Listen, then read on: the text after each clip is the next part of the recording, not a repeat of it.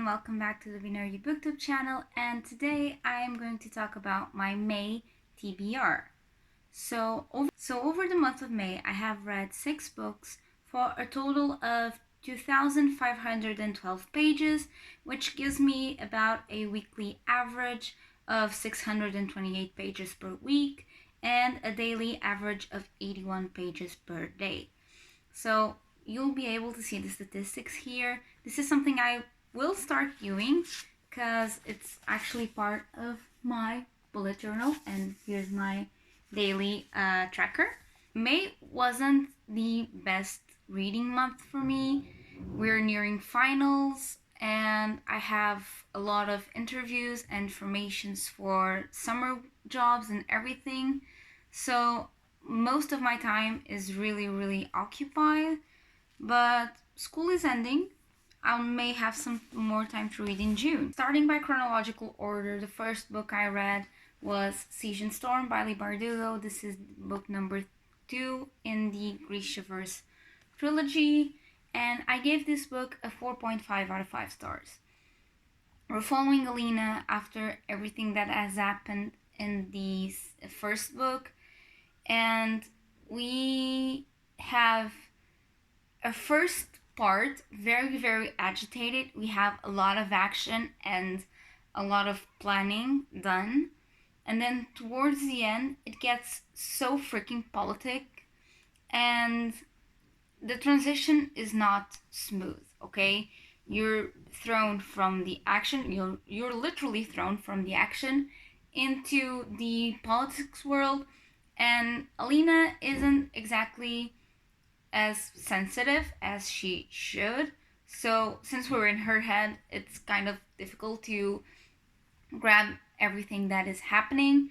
But we finally meet one of the most loved characters in this world, and I'm excited to say that I like him too. I'm talking about Nikolai. Nikolai is super snarky, super he's just a really great character. He's an angsty character, and I am down for it. I can't wait to see what the hell happens next with him. And to be honest, he's right up there, maybe even above Alina, just because Alina is kind of pissing me off, like, in this book. Even after all that, I really enjoyed it. I love being in this world, and I do love the magic system, and now the politics, but we need to see these politics from Nikolai's perspective and not from Alina's perspective due to the personal characteristics of the characters. And yeah, why didn't this get a 5 stars? Because of that ending. Oof, God, I think that ending was the best part of the book. And for me, even though I like a strong finish, I need some backup to all of that. You can't just have like a really strong start. I really like the beginning and all of the action, and then you have politics in the middle, and then you have like a really strong ending and a really great bridge to the last and final book in the trilogy. But I do think it should be a bit more constant, and that's why I gave it a 4.5. Next up, I actually read Red Scrolls of Magic by Cassandra Clare and Wesley Chu. This was my lowest rated book this month, and we're following Alec and Magnus after City of Glass and before City of Fallen Angels, and they go on vacation to Paris. And then they see some shadow hunters getting attacked, and of course Alec, being a shadow hunter, needs to help. It's part of his blood. And so everything kind of goes down from there. We have some interesting information given to us by a character from the first trilogy in the Shadowhunters series. Tessa Gray makes a return. She gives some information, some important information. And then we're following Alec and Magnus as they try to unveil whatever the hell she said to them. I like this book because we're following the basics of shadow hunting, demon hunting, and how they apply their knowledge and how they actually work as a team, which is something that especially in the last trilogy, is not very present. So I do think I really did like this. The thing is, I'm getting tired.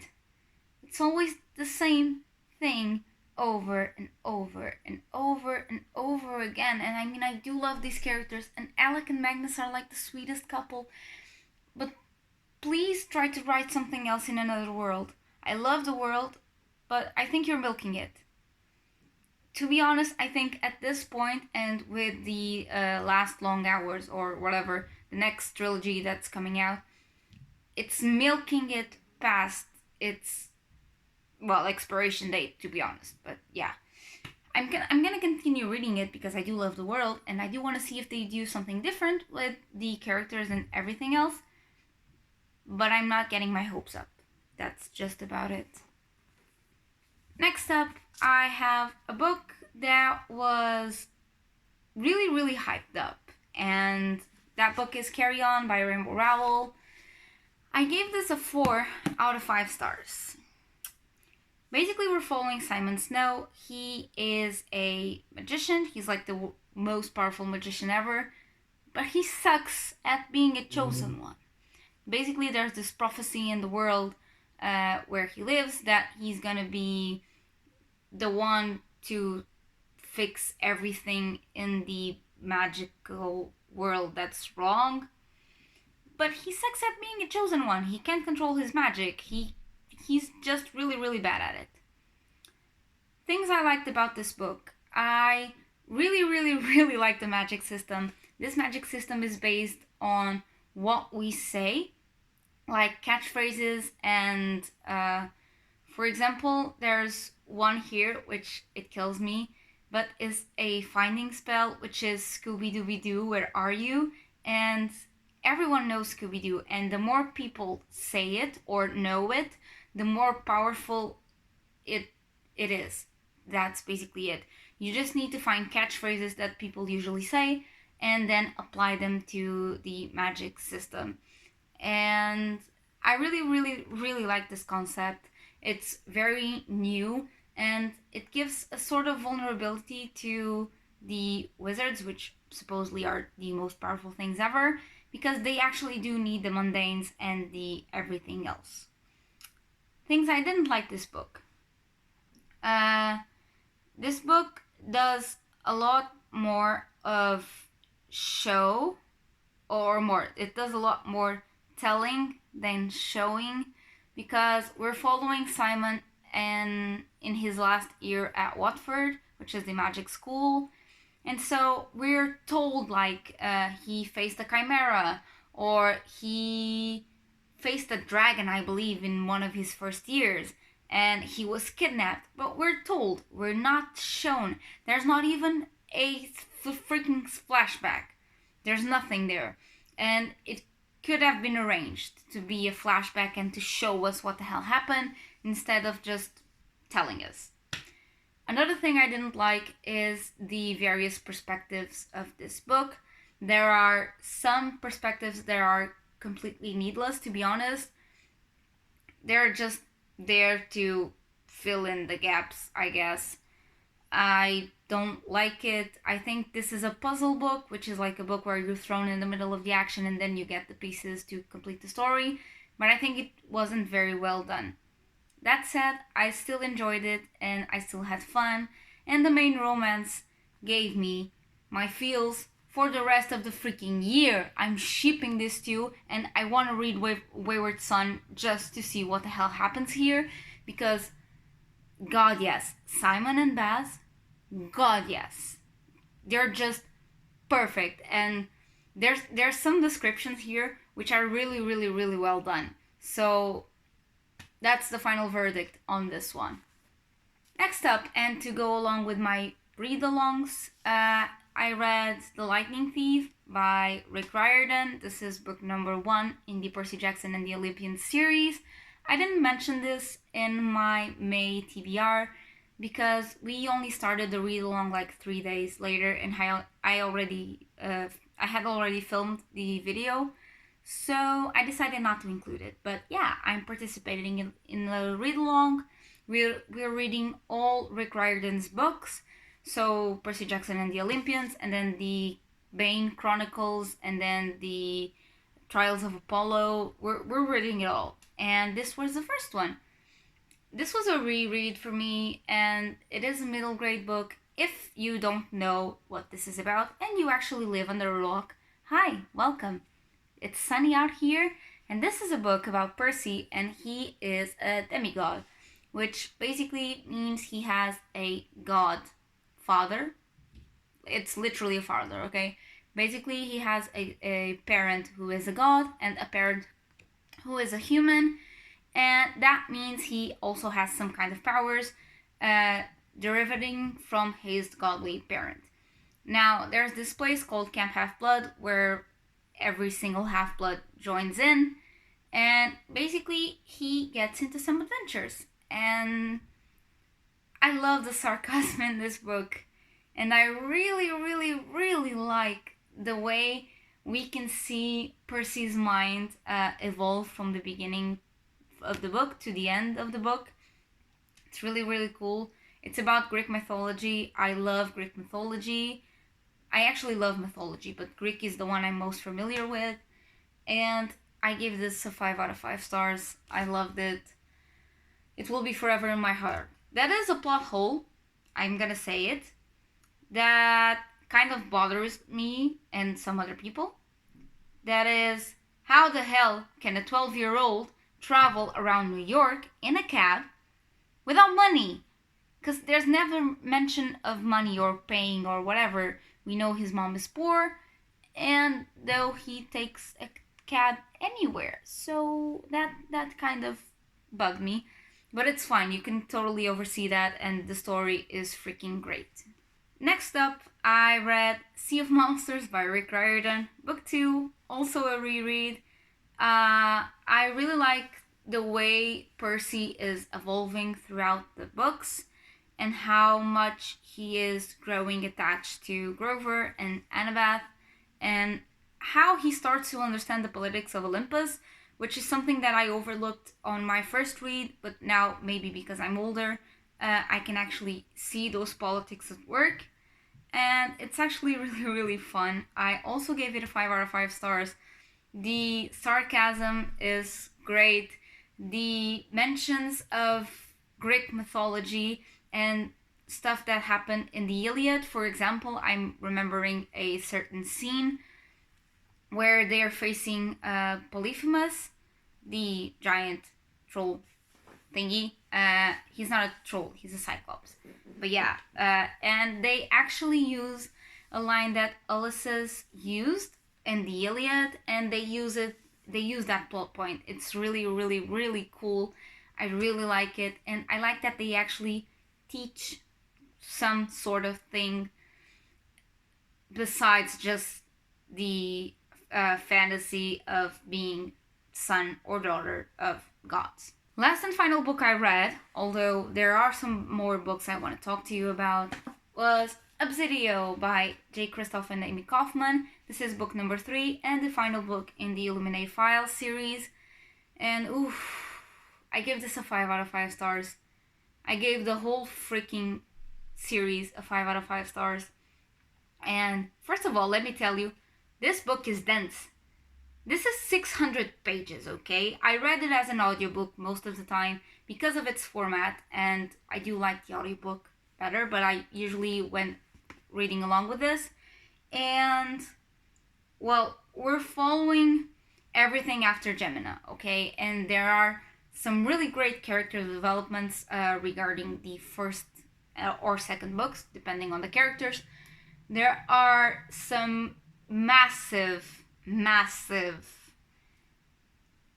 planning here and schemes and everything. There are some massive heart attacks in here too. I was crying for 20 minutes until I realized what had happened. And this duo is breaking my heart. I swear to God. I'm not gonna go way too deep into it because I am planning to do a review on the whole series just because it will be easier to talk, mentioning some spoilers, which is something that I do not want to do here. Given that I have finished all the 6 books and that I have talked about them, you may think like, well, what the hell do you have to tell us more that you're not wrapping up the video? Chill. I may have only finished 6 books, but I am actually in the mid of 4 more, and I really wanted to talk about them because I am carrying some over into June. And the first one is the one right here, and it is The Shining by Stephen King. I am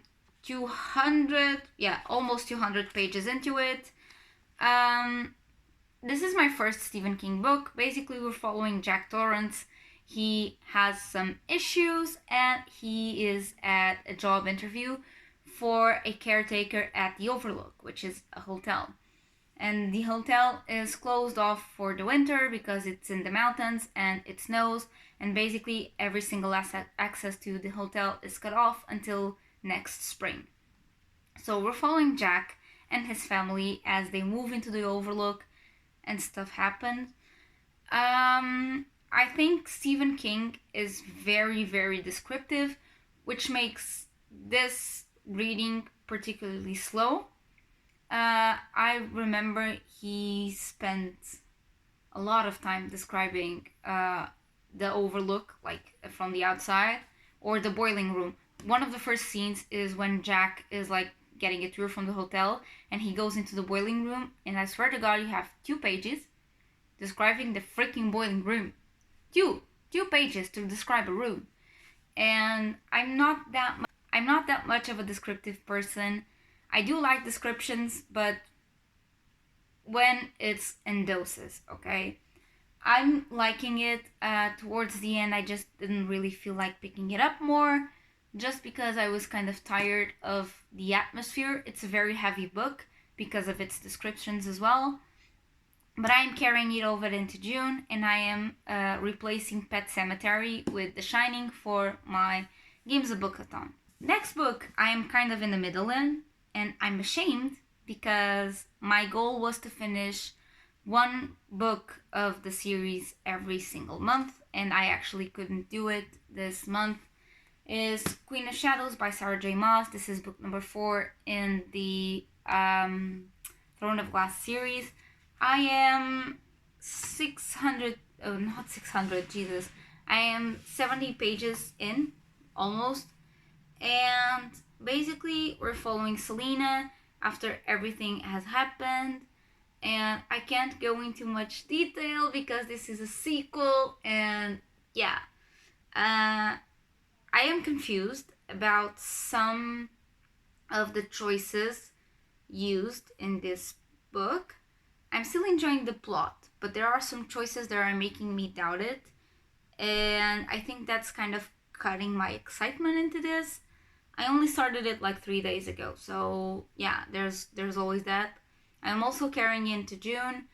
I ideally wanted to finish this and read Empire of Storms, but if I don't read Empire of Storms, I can still count this for the same single challenges that I had. Empire of Storms, it's completely fine. I'm not so sure where they're gonna take the story, and I'm honestly quite scared. We're nearing the end, don't worry, and the next book is Harry Potter and the Philosopher's Stone by J.K. Rowling, and I'm reading this with some friends. They have never read Harry Potter before, and so we sometimes get together and I read the chapter out loud. So, I mean, they like it. My British accent tends to come off like really strong while reading this, and we're just doing it casually. Sometimes we read the chapter, sometimes we don't. We are actually on chapter 6 right about now, but yeah, they're really enjoying it. They have seen the movies. Well, some have seen the movies, some haven't, but yeah, it's been fun for me. It's obviously a reread, but I feel great going back into this world and to be actually showing it to people who haven't seen it yet. It's top notch. Last and final book of this series, I started listening to it after I finished Obsidian, but I haven't finished it, obviously, is Crazy Rich Asians by Kevin Kwan. This was one of my butterfly jar picks thingy, and it's a contemporary, and I'm not like a lot in it, to be honest. I'm like, I don't even know. So I'm 22 pages into this, and well, we're following Rachel too. We have a lot of perspectives here, which is making me a bit iffy because I have a terrible memory and I'm gonna start messing with characters because I'm gonna mix them up. That's basically it. So we're following Rachel, and her boyfriend just asked her to go back to Singapore with him to visit his family and to spend the summer with them. And oh my god, this is a contemporary, and I was really scared to go into this, but oh my god, that for the prologue, it's like so good. There's one of the most epic burns I have ever seen in here, better than even you don't have to call me sir, professor. If you will know, if you know, you will know. But we have some of the most epic burns in here. It was great. I was in the bath hearing it, and I had to call a friend, and when she picked up, she was like, "What do you want?" And I'm like, "Oh my god, you need to read Crazy Rich Asians." And she was like, "Why?" And I told her that, and I read her the passage with the burn, and she says, "Well, damn power. How far along are you in the book?" And I'm like, 5 pages in, 7 pages in. I'm really not that into the book. And she was like, I need it. When you finish it, please lend it. And I'm like, yes. When you finish Caraval and Legendary, I'll lend you this book. And oh my god, I'm falling in love with this book already, and I'm literally like only a bit in. But yeah, so those were my March reads or half reads. I will show you a bit more of my bullet journal and of my spread in my bullet journal video. But I hope you guys have enjoyed this video. If you like it, give it a thumbs up, click the subscribe button and ring the bell just so you know when I post. Usually it is on Thursdays, but it kind of depends of my schedule, how it is. Also, if you have any suggestions for videos, or if you say you want a review on Carry On, or you want a review on Rick Riordan's books or whatever, let me know down below just so I know what to do. And I'm always looking for ideas, and I hope you guys will help me. I'll see you guys in my next video. Bye!